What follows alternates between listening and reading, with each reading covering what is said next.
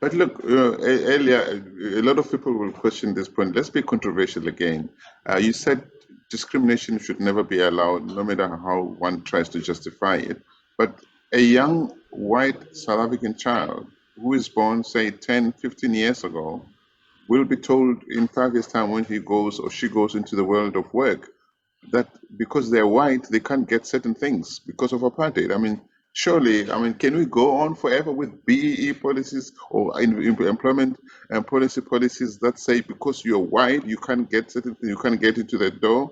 Or should we rather say, and this is the South African context, of course, shouldn't we rather say, let's take care of all South Africans who have potential, irrespective of their skin color? In the end, anyway, the majority is black, and most beneficiaries of such a system will be black. Or do you need to specify that you're white, you can't get into this door? I mean, is that right? Three things. The first, historically, to date, discrimination doesn't work. Marginalization doesn't work. Regardless of the reasons, it just does not work. It's not sustainable. It creates tensions in the society. That's Right. the first thing.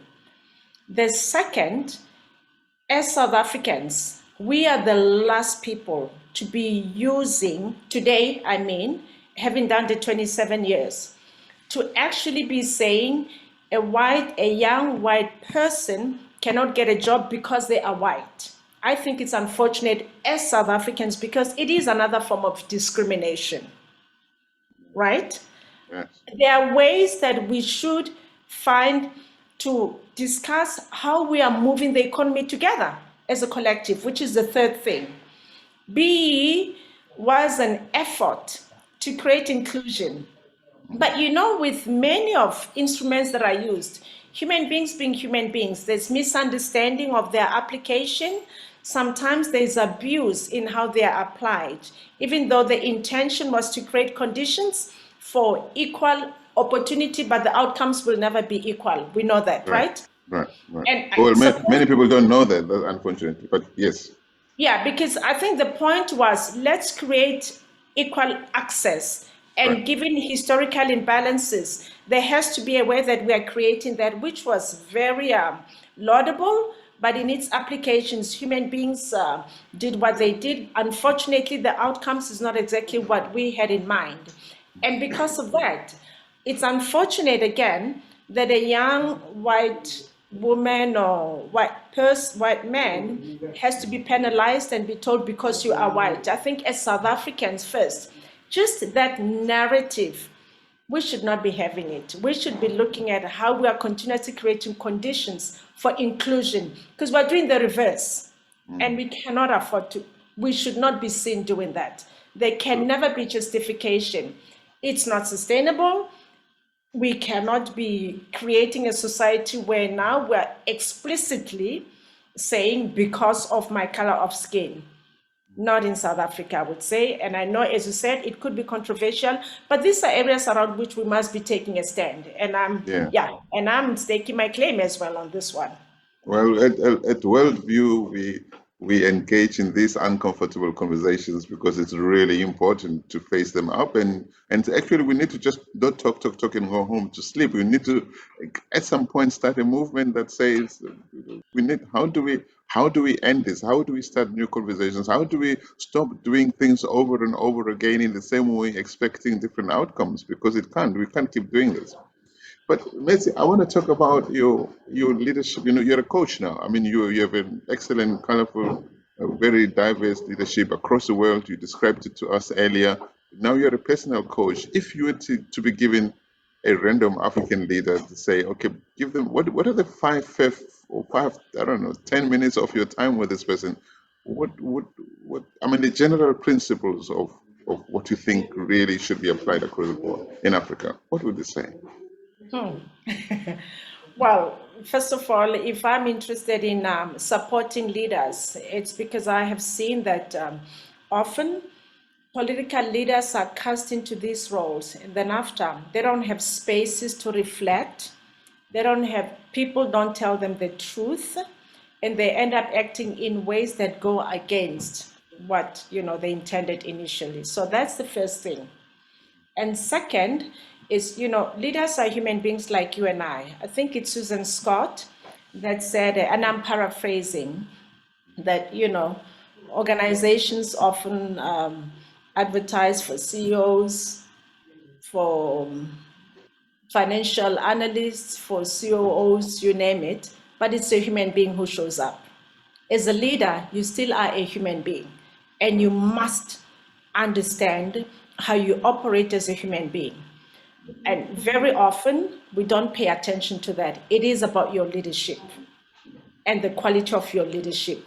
The third, then I'll get to your question specifically, is that when you look around in some private corporations, and when you look at athletes, when you look at musicians, anybody at the top of their craft, the one thing they have in common is a coach. Because being human, there's a stage in life you reach, you plateau. You don't see things, as they say, we see the world not as it is, but as we are. Right? So you must create the space to not be, you reach that plateau. At the same time, you are still human. You're seeing the world with the lenses of your past. Right. But as a leader who is directional, who wants to get to the next level, your athlete does that, your musician does that, you get a coach.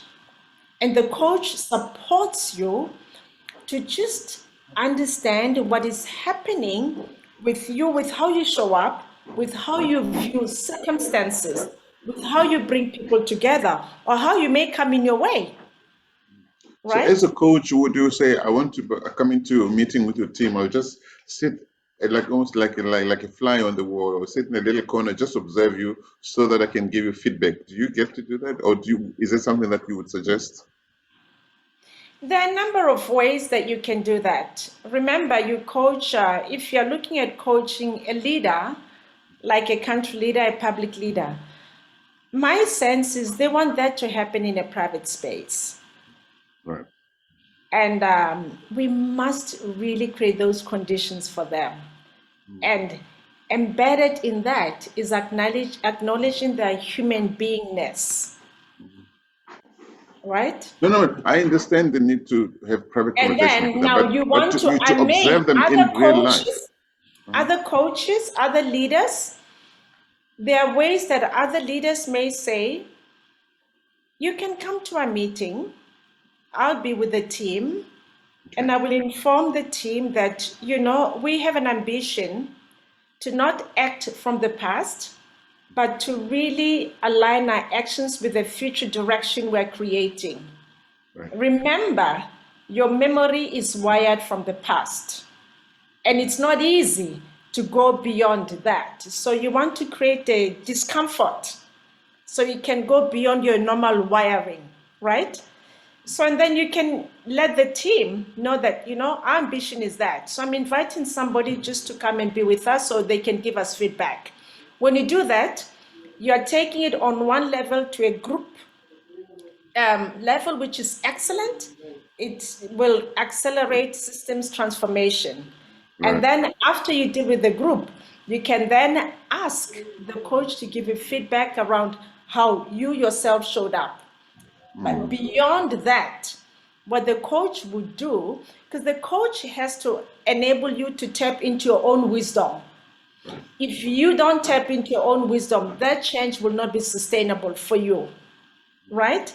So the coach can then ask questions that become a mirror for you to look, okay, and then as you unpeel, then you are seeing for yourself how you could have said things differently, or where you can then express, no, I was feeling tension, I may have been fearful, and fear is a big thing, but people won't say it, right?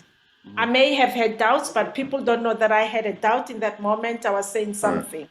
But as part of briefing, having the conversation with the coach, you can actually identify that and acknowledge it in a private space, and then it releases you, and then your energy will be released to do other things without having to be reactive. Many of our leaders are triggered, they're reactive, and they're not available to listen and mobilize everybody.